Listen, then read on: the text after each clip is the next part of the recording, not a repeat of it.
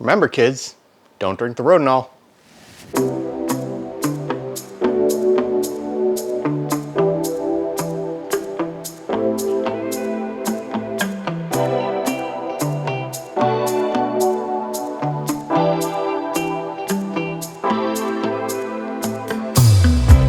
Hey there friends, welcome back to the channel. My name's Alex Laux, and today I want to show you how I develop film. By not actually developing film, I'm actually going to be showing you the equipment that I use on a regular basis in my home developing process.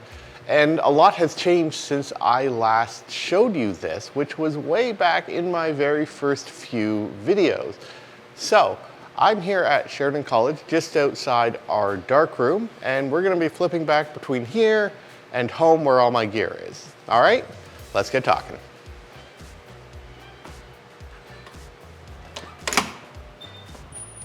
Now we all know that film is light sensitive, and when loading and unloading it, it needs to be in a completely light tight environment. Now I don't have a dedicated space at home that I can make completely light tight to do the film in the open.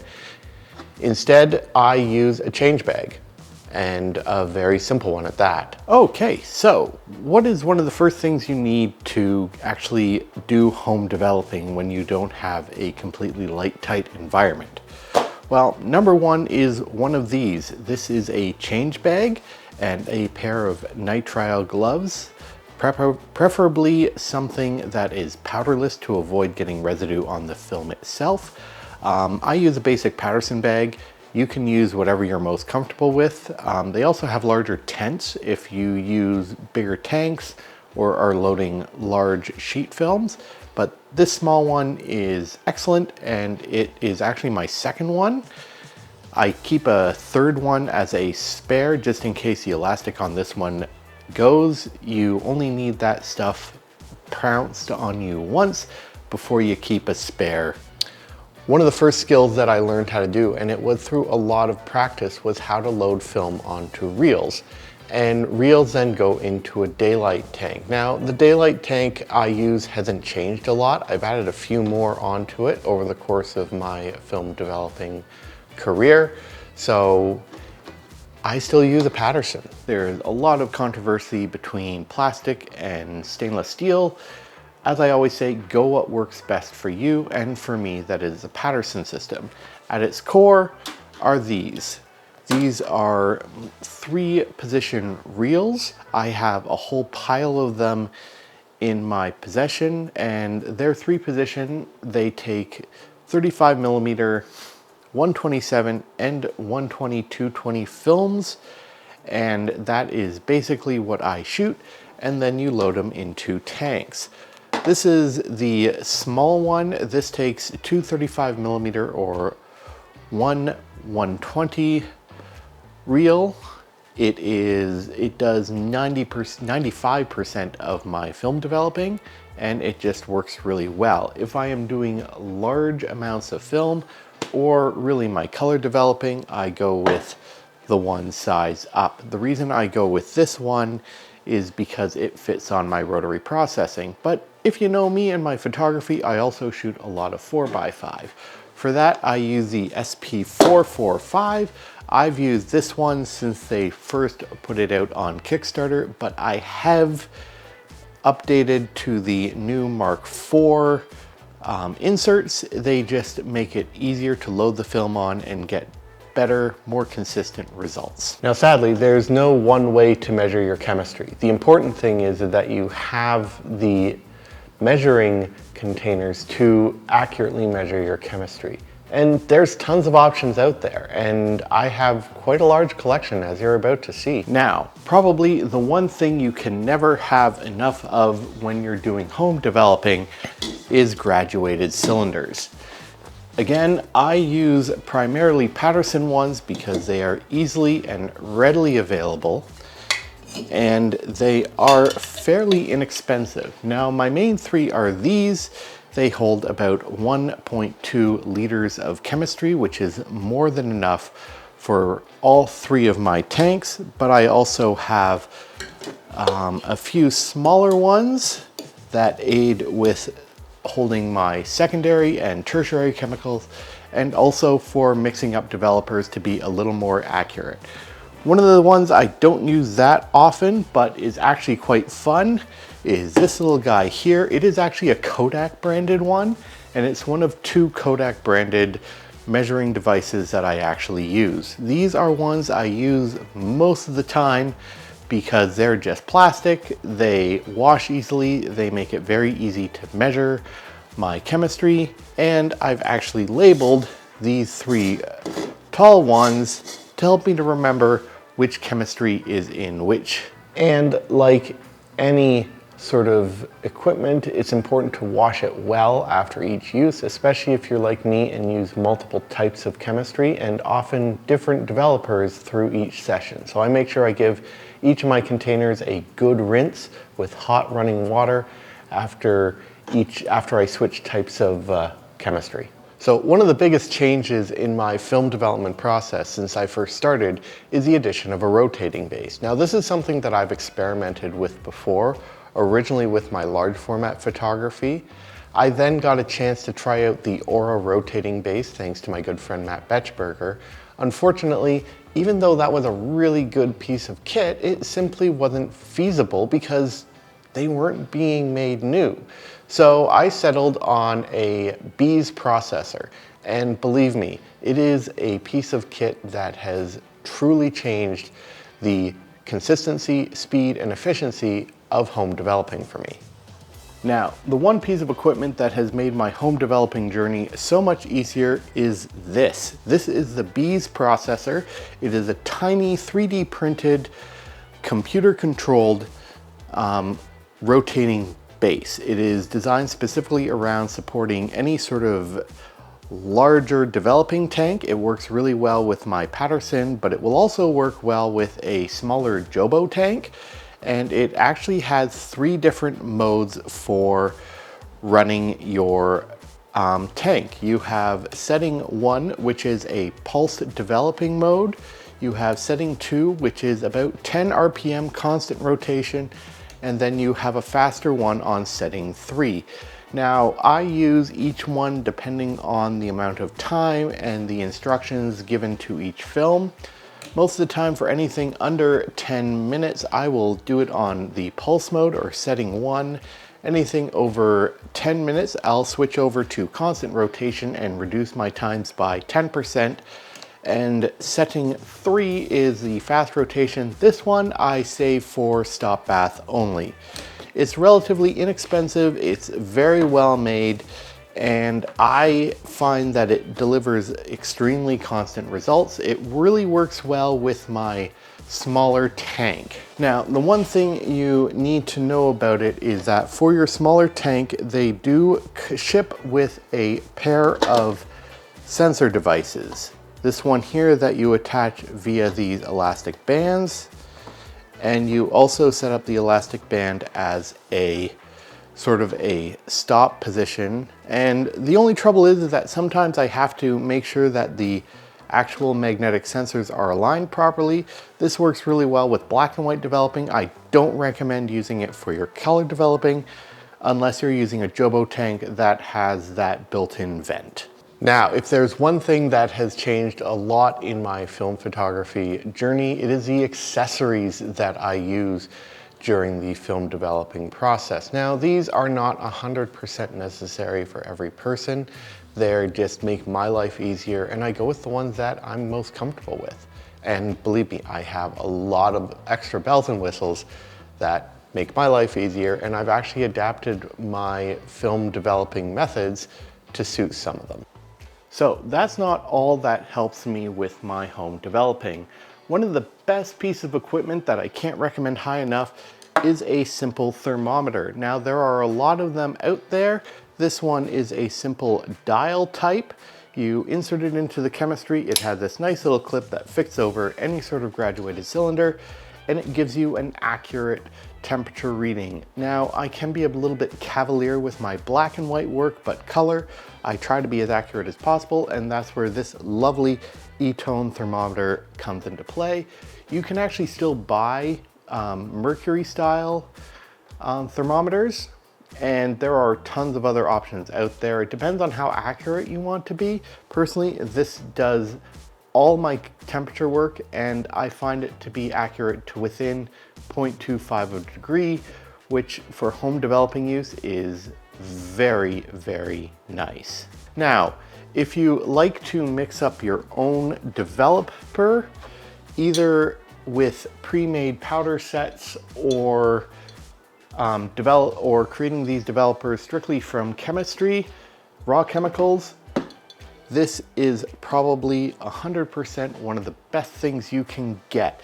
It's a glass beaker to 1 liter or 1,000 milliliters.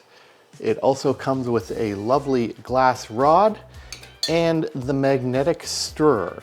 Now, this has helped me so much with mixing up chemistry because it means that I can mix it up very quickly and consistently. Now, not all chemistry is recommended to be mixed at a high speed. That's why I still have this glass rod.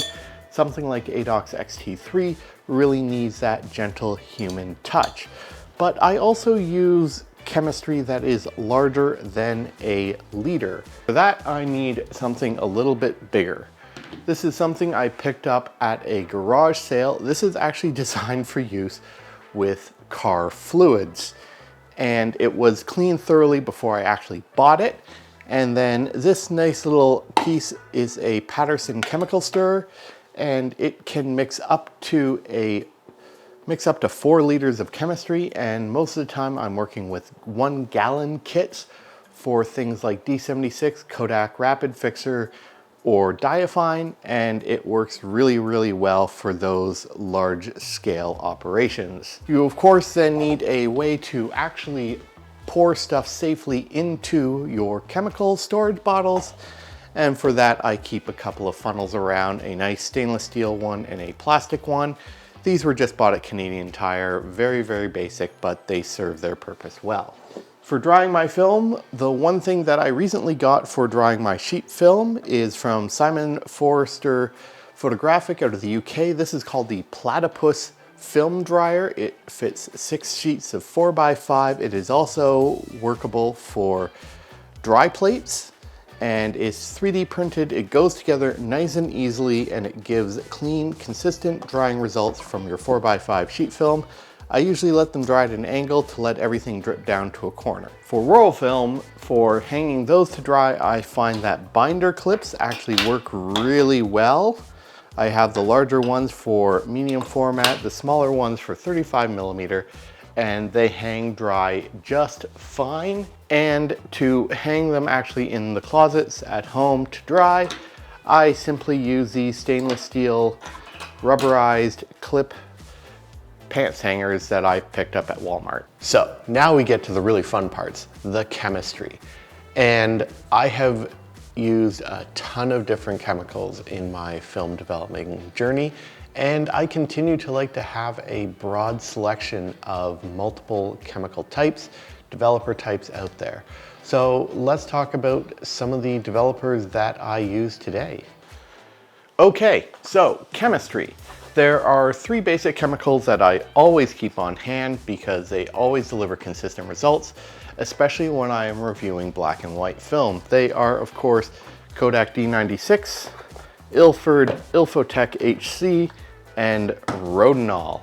Now, this is a great baseline developer. It is one that I have used the longest, and I don't just use the Kodak stuff. I also use Ilford ID11 or whatever clone of D76 that I can get my hands on.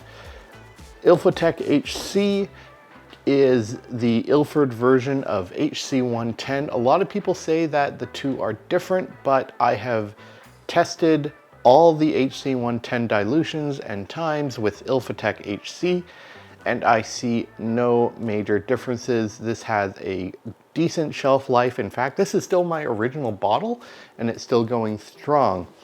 Everyone knows and loves Rodinol. Currently, the Rodinol name is owned by the modern version of ADOX, but you can also get it in various other forms. Fomidon R09 and here in Canada, Blazonol. I am of course a huge fan of ADOX chemistry, so I always make sure to keep a bunch of it on hand. FX39-2. HR Dev, I don't really keep this on hand a lot, but it's a lot of fun when I can use it. Of course, there's their Xtol clone, XT3. Atomol 49 is a wonderful classic developer.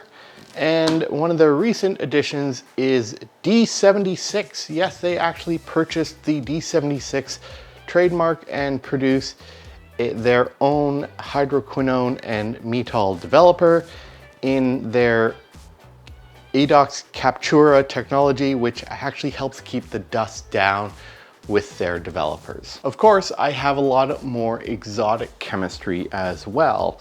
Probably the one that I reach for the most for general purpose, which is weird for this one, is 510 Pyro, specifically the stuff from Zone Imaging.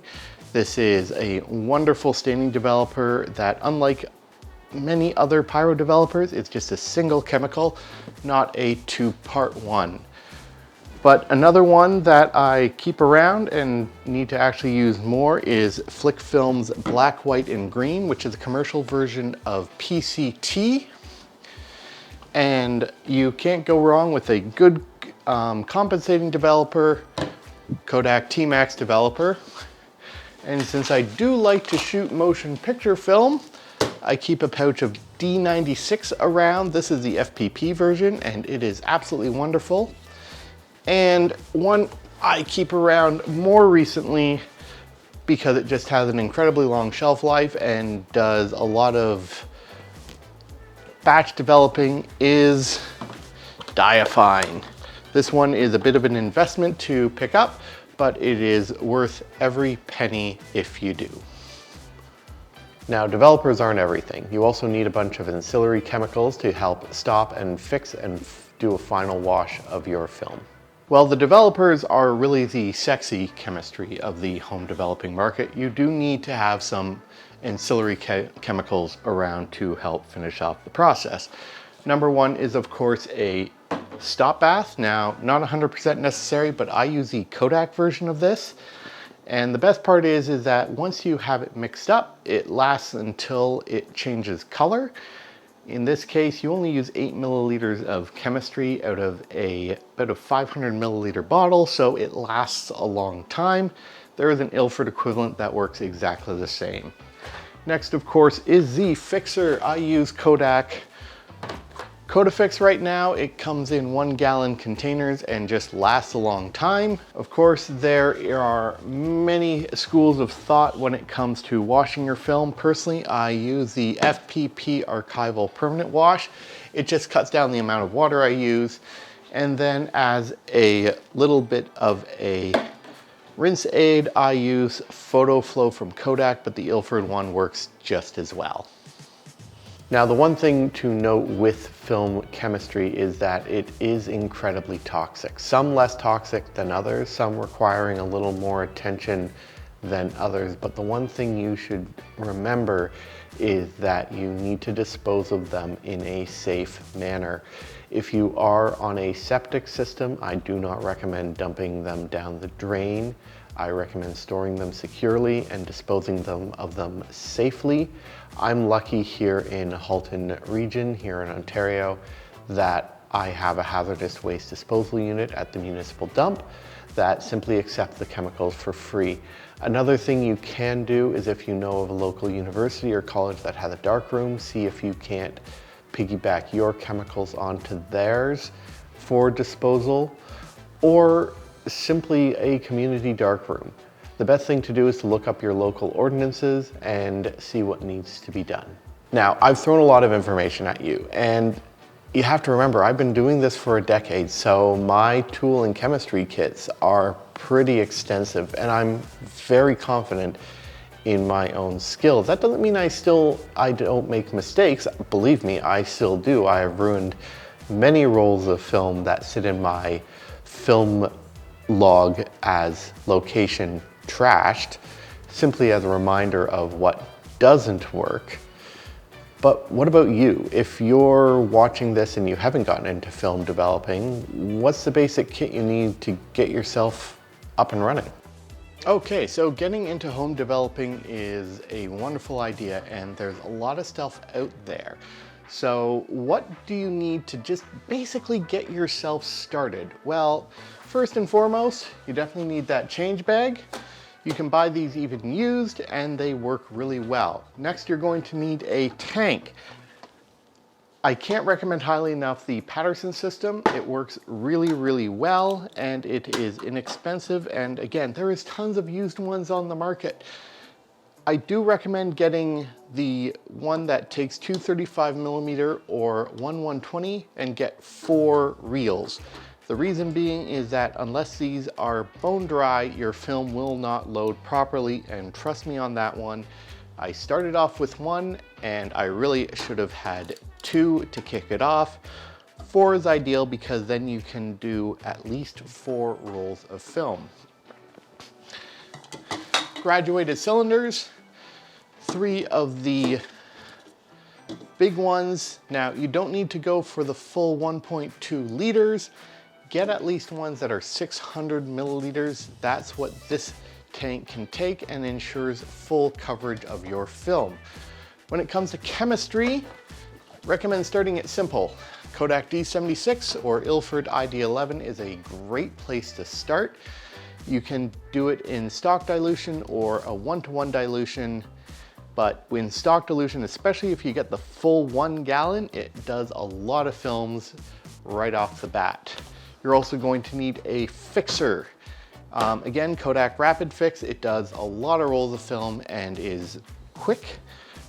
Usually 5 to 7 minutes is a good starting point. I usually run everything at 6. You don't need an acidic stop bath. You can use straight water, but honestly, you really can't go wrong because this will take a minute and stop the developing action cold. Of course, from there, you can start building up more as you get comfortable with it and as you want to explore more. But this really should be your initial setup along with the storage containers for each and a nice 500 or 600 milliliter container to hold your stop bath. Now, even though I've been doing this for a whole decade and I know a great deal about the scientific process behind home developing, I still find it a special piece of magic. There's something incredible about not seeing anything until it comes out of the tank. That is being a physical piece of film. It's incredibly frustrating at the same time being absolutely amazing, knowing that you've put a piece of plastic, you exposed it to light, put it into a dark bag, put it into a dark tank, poured chemicals all over it, and you come out with transparencies, you come out with color negatives, or you've come out with black and white negatives. It's an absolutely satisfying feeling when you have that done. Well, friends, that about covers it for this video. One of the best parts about film photography is that you can really make it your own. Home developing is not necessary for your enjoyment or fulfillment in film photography. I know a lot of people who still use labs for almost all their developing. And for me, I always take or ship out my color film to labs simply because I don't shoot it enough to maintain the chemicals at home to make it a good investment. I'd rather have that faster turnaround than wait for me to plod through 10, 12 rolls of film to make it worthwhile to buy a color kit, mix it up, spend 2 days developing, and then have a 10 or 12 roll backlog to scan. It's just not really worth that investment in time for me. But what about you? What are some of your favorite home development chemistries and processes? What sort of equipment do you like to use? And are you the type who uses only 2 or 3 chemicals, or are you like me who loves to wildly experiment with as many different ones as possible to really land on the ones you like? If you're new to this channel, please consider subscribing. Hit that bell notification icon to be notified when I release new videos, which is currently every Wednesday through 2020, which is every other Wednesday through 2024, 2 per month. If you like what you see, give me a thumbs up. And as always, shoot what you love, with what you love, on what you love. Don't give in to the hype.